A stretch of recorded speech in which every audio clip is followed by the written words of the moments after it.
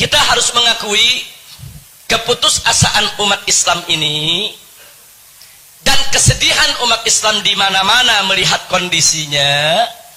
Ini memang sudah dikondisikan oleh lawan-lawan kita, baik lewat media cetak maupun media elektronik yang di dalam pemberitaannya selalu memojokkan umat Islam, saudara. Sampai akhirnya umat Islam percaya dengan kebohongan-kebohongan yang mereka buat. Jangan lupa, kebohongan itu kalau digaungkan terus, akhirnya lama-lama orang anggap benar, saudara. Kebohongan yang diulang-ulang itu bohong, itu berita bohong, tapi diulang-ulang terus, saudara. Lama-lama orang anggap benar. Itu yang sedang mereka lakukan terhadap umat Islam.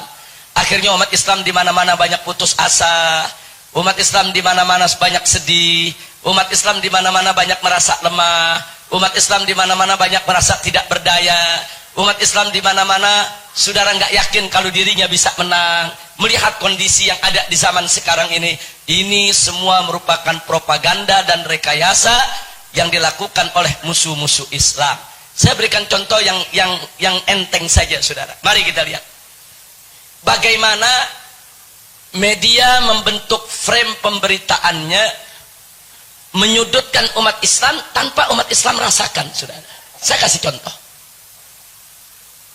Begitu malam takbiran, banyak masyarakat takbir keliling di kampung masing-masing, saudara.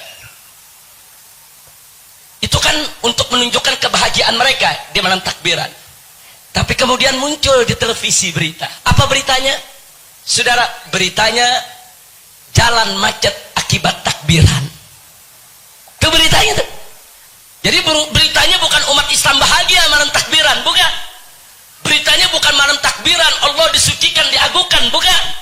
Bukan, beritanya jalan macet akibat takbiran, saudara. Dia bukan ingin bicara jalan macetnya, dia ingin pojokkan takbiran. Takbiran itu cuma bikin macet jalanan, gak ada manfaatnya. Ini penghinaan yang kita nggak rasakan, saudara. Kita nonton beritanya kayaknya biasa-biasa saja, saudara. Itu menusuk Islam. Ini namanya frame kejahatan media, saudara. Nah, besoknya umat Islam sholat Id, saudara. Sholat Id, karena yang sholat Id banyak, biasanya kalau Idul Fitri, Idul Adha kan lebih banyak dari Jumatan, saudara.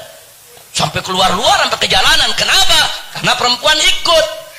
Nah, kalau Jumatan kan perempuan nggak ikut, saudara. Sampai ke jalan-jalanan, sampai buat di lapangan di mana-mana, saudara. Nah, kemudian apa yang terjadi? Nah, kan banyak yang sholat pakai koran, saudara. Nah, begitu pakai koran kan banyak juga yang bawa aqua minum, buang di jalanan, saudara.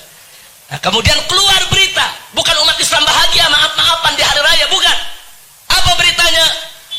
Tumpukan sampah setelah sholat Id. Itu beritanya, saudara. Hampir di semua TV, perhatikan aja. Tumpukan sampah setelah sholat Id. Dia bukan mau bicara sampahnya, dia cuma ingin tunjukkan sholat Id itu jorok, kotor, cuma buang-buang sampah di mana-mana. Ditusuk kita, saudara, tanpa kita kesadari. Kita baca beritanya seperti kita tidak dipukul orang, saudara, padahal kita sedang dipukul. Luar biasa media ini, saudara. Nggak sampai di situ. Kan mudik lebaran kan banyak yang pulang mudik, saudara. Pulang mudik. Terjadi kecelakaan di Brebes, terjadi kecelakaan di Cirebon, terjadi kecelakaan di jalan tol, saudara. Ada yang meninggal dunia, saudara. Keluar lagi berita, mudik lebaran membawa maut. Itu beritanya, saudara. Tapi mudik lebaran yang orang-orang kampung ini pada pulang mudik bahagia, seneng, mau ketemu orang tua, mau ketemu keluarga, itu nggak dibahas, saudara. Bagaimana bunga kebahagiaan mereka pulang kampung setahun sekali? Bagaimana bunga silaturahmi mereka yang mereka bangun setahun sekali? Itu ditutup. Yang dibuka, mudik lebaran membawa maut. Kenapa mereka nggak pernah bikin berita mudik Natal membawa maut, saudara? Apa di malam Natal nggak ada tabrakan? Apa di malam Natal nggak ada kecelakaan? Apa di malam Natal orang nggak ada yang mati gara-gara Natalan? Nggak ada, saudara. Kenapa? Karena yang mereka ingin tusuk bukan kecelakaannya, Islamnya. Masya Allah. Kira-kira jelas tidak? Nggak sampai di situ. Kalau nggak ada berita